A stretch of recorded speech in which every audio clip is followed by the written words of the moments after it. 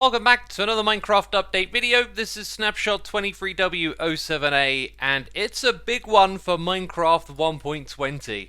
And if you've been following my channel for the Minecraft news, then you'll know that Mojang have been teasing us with Archaeology, the Sniffer, the Cherry Blossom Biome, and the new Wood type too. And we are being spoilt. We are getting all of these things and more in this snapshot. But there is also some totally unexpected and really positive changes for Minecraft 1.19.4, because the development cycle does both of these things at the same time now. So first of all, we're going to quickly get through the changes for 1.19, starting with jukeboxes, which will now emit a signal strength of 15 when playing a record. This is not to be confused with what the comparator does. Any record will now emit this signal strength, and if you use a comparator, you will get a signal strength that corresponds to the disc that you put in. But here, my friends, is where things get interesting.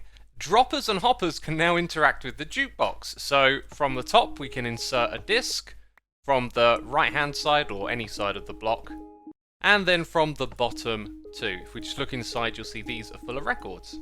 And the other interaction type added is that of the hopper. If I throw in a record from up the top here, you'll see the record plays, but it doesn't get taken out of the bottom. That's the one thing I would like to see here. I don't think there is a way to automate taking the record out yet.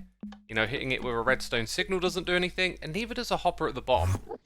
These are very welcome changes that bring it to parity with the Bedrock edition of the game, but like I just said, I would love for us to have a way to pop the record out automatically too. Next up, a change to horse breeding that many of you who have tried to do this in this game to produce horses with good stats will rejoice at, because the system has been overhauled.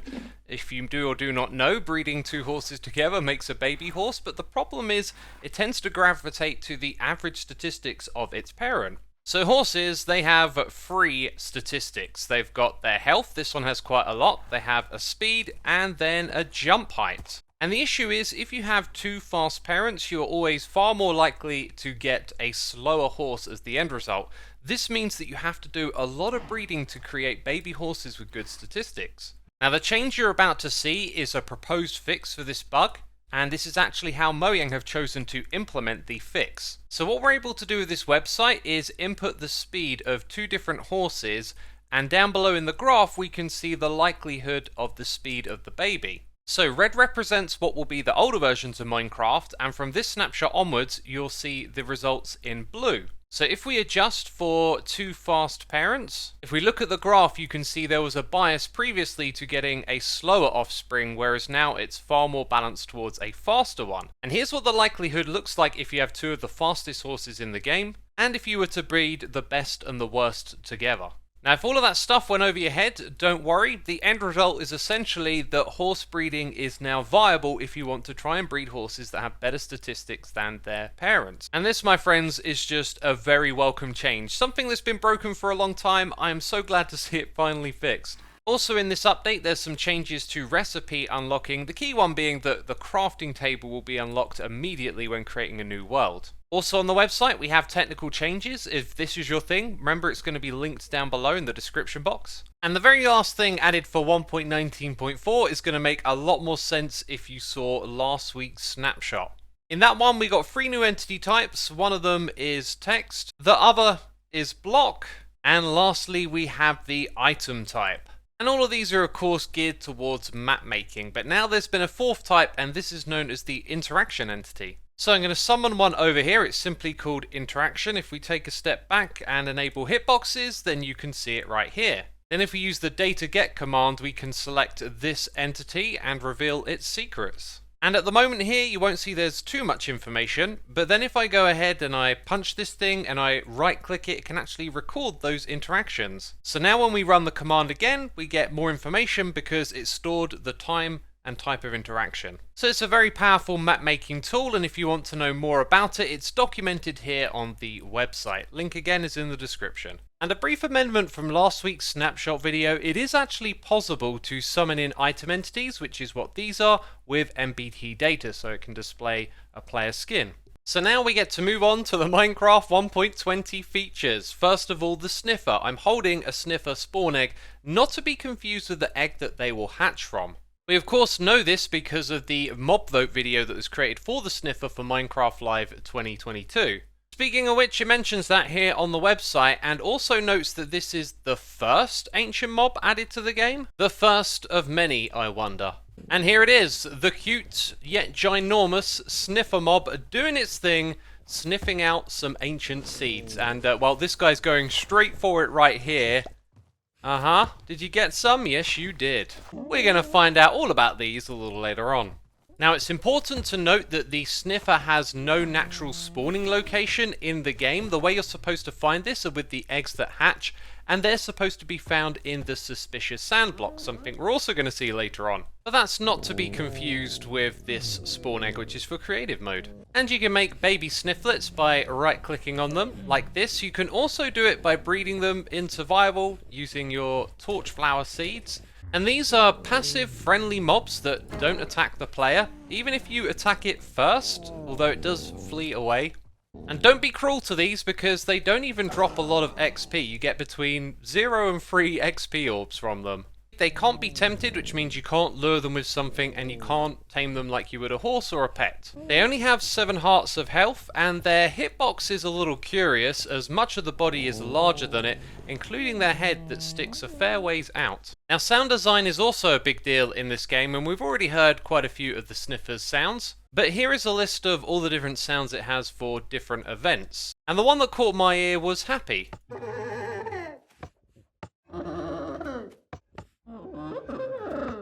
Yes, quite unusual. Now, these things dig up seeds rather frequently, but I did try them in a couple of different biomes and I learned something rather interesting. There are certain blocks in which it will seek out to sniff out those seeds. There is a list in the game called Sniffer Diggable Blocks, and here you can see all of the blocks that it's able to dig up the ancient seeds from. And they also pathfind to these blocks, so all of these are going to make their way onto the grass in the middle.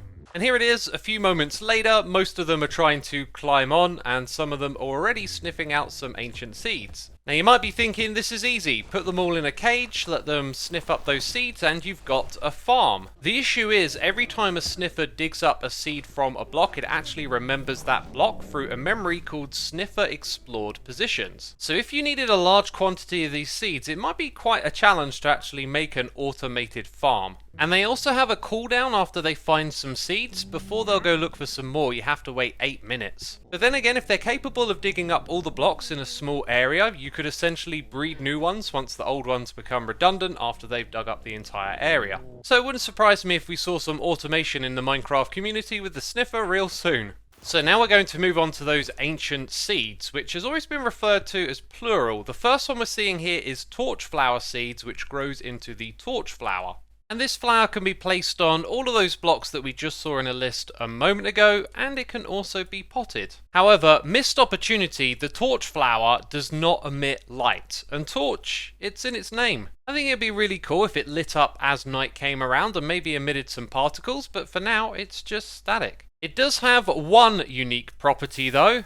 It will survive an explosion. Notice how all of the flowers survived the blast. Now, as you might suspect, the seeds are planted on farmland and they have a total of 3 growth stages. You can just see the 3 of them at the back there. I've also sped up the random tick speed so they can grow nice and fast. You can also use bone meal on these crops to speed them up as well. It seems you always need to use it 2 times. And right as I said that, it didn't work on 2 of them. There you go. Seems like there's a low % chance that it might not actually make it grow. Now, you might be expecting that once you got some of these, you'll be able to make some sort of Torchflower farm, but here's the thing, when you break this, it drops one of itself. It's the same for the seeds too. There isn't really a way to duplicate these at the moment, and that could be because it's still in development. Maybe the idea is just to make them a little rarer and a little special, so for every Torchflower you get, that's a sniffer that sniffed out some seeds for you. And yes, I did try this with a hoe and the fortune enchantment. It doesn't make a difference. Apart from being decorative, the one other thing you can use this for is turning it into orange dye. And at this point in the video, I'm going to encourage you to subscribe, because if you already subscribed, you would have catched our recent news video, because you would have seen this tweet that I covered from Roger Badgerman, who's got a track record of leaking things that are in the development stage of the game. And these could be 2 other plants that could be joining the Torchflower. Perhaps the sniffer can sniff out a variety of different seeds. Again, they have been referred to in the plural, so I got a feeling we're going to see some more decorative plants. So my friends, it's time to grab your brush and your shovel because we're going to go on an archaeological dig. But first you may be wondering, how do you craft the brush? Well, it's rather simple. You're only going to need sticks and string. Previously this would have required copper. And so it seems Mojang maybe changed their mind on this one. But anyways, you'll need it to brush away the suspicious sand block, which you'll have to seek out in the world. You hold down right click, it goes through this little phase of different textures, and then it converts to a sand block. However, I would have gotten loot if I hadn't placed this myself. And the brush, by the way, only has 64 uses. So we need to seek out suspicious sand, and currently there are 2 places you can find that, one of them being a desert temple. And this structure has actually been modified. There is now a new secret room you have to find. And over on this corner there is some sand on the ground that we're going to dig away. And as you can see, it leads down here. So we've got to be careful not to accidentally shovel away this suspicious sand here. We want to hold on to that. Oh, and I'm not sure if these blocks are affected by gravity. The answer is yes, and they will break. So I can't exactly say I was that careful. I've only got 3 of these blocks left, so we'll hold down right click, but this time you can see a little bit of the item that we're going to get as loot. And brushing this in survival, it also turns into a normal sand block. So the first time we got gunpowder, and this time we got our first pottery shard. And this time we're gonna get a diamond. Yes, you can get diamonds from these. Now the other place you can find suspicious sand at the moment is at the desert well, and you'll find it down here underneath the water. And you actually get different loot from the suspicious sand that you find right here. I also wanted to show you this little thing.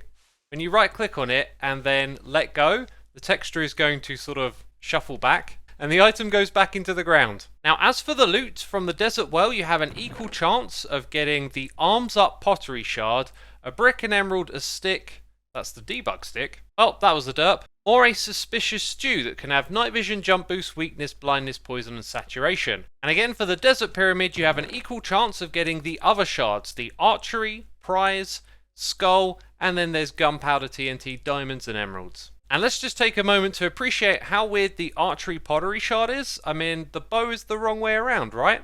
Surely they're going to have to fix that.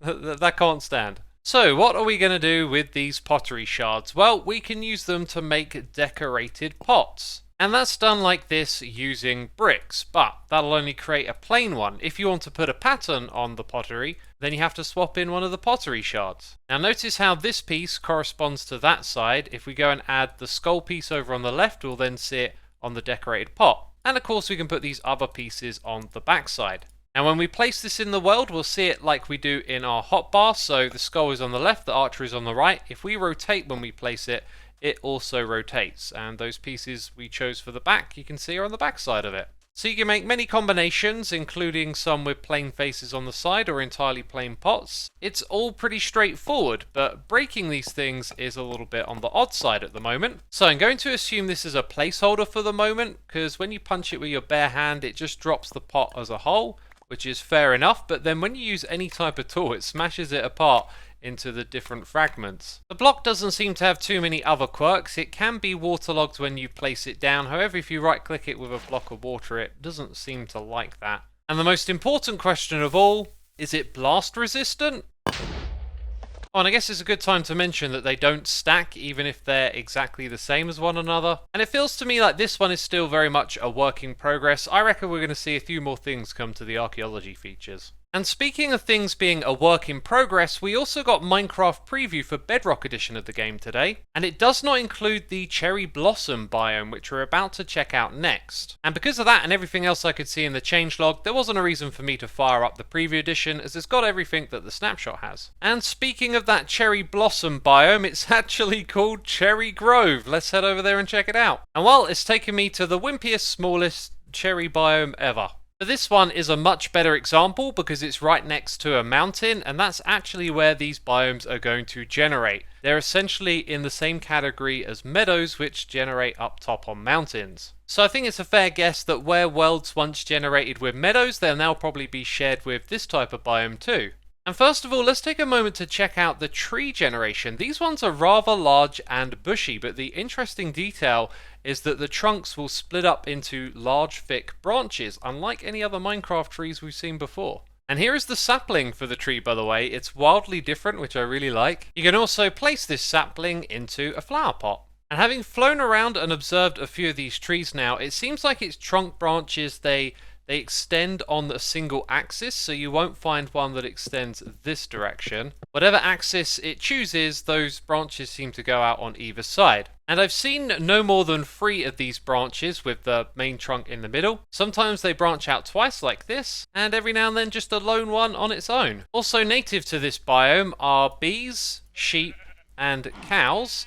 And you'll find them generating in these trees. I've been a bit unlucky here, but bees' nests do generate with the cherry blossom tree. And on the topic of the biome tints, I think it does have a slight tint. It's hard to just judge based off of memory, but there is a certain saturation to the leaves, grass, and water. And inside the game's data files, you can see these colours have been applied to fog, foliage, and grass colour. Oh, and these ones too. And as you would have seen, there are particle effects that drip off the leaves, and you can pick these up and place them elsewhere in the world for that effect. It looks gorgeous, and you also would have noticed in this biome the one other feature are these, the pink petals, and there's a few different varieties of them, right? Well, these work like candles. You place down one and you get the first pattern, click on it again for a second, a third, and a fourth. So as I place more and more of them, they start to look like a little bit of a grid, right? But here's the thing, you can also rotate your placements, and now they're in a slightly different axis. If I go over here, it always starts with the one that's in the bottom right based on the way that you're facing. So that means that there's 16 different variations for how these can be placed down. And if you want to farm them, you can indeed bone meal them, but you can continuously hold down right click and just get more and more of these, so they're very easy to farm. Now I've been in creative mode, so I should point out that these are a little bit slow to punch with your hand, but the default tool is the hoe, which instant mines it. Now what about the cherry wood set? As you can see, this has been added as a full complement of blocks like other wood types would be. And as far as I can tell, they all sort of have the same functionality and behavior with the stripping of the blocks, the rotation on placement, and we've got some beautiful new designs for the trapdoor and door. This applies to signs and hanging signs, and so I've just thrown down a bunch of the variants here. Also, if we take a look at them on a map, they have some, I think, unique colours that have been added. And when it comes to sounds, you can hear they're slightly different. Let's do that for the door. And it's essentially the same for all block types. Planks too. All of that's pretty cool. And when it comes to things like the mining speed of the blocks, they seem to be exactly the same as regular wood. They are also flammable. There's no fire immunity going on here that I can see. They can also be used as fuel, but these materials are not compostable. But what about those pink petals? Yes, look at that. They can be composted, as can the sapling. Now, I think that covers just about everything, so if there's something I missed, be sure to let me know with a comment and leave a like if you want to support this video. If you're looking for something else to do, why not swing by my Linktree? There's all sorts of content on there, including my music, funny clips from Hermitcraft, my computer setup, and my collection of guitars. So if any of that sounds interesting, go have a gander, but that's it from me, and I'll see you soon with another one. Bye bye.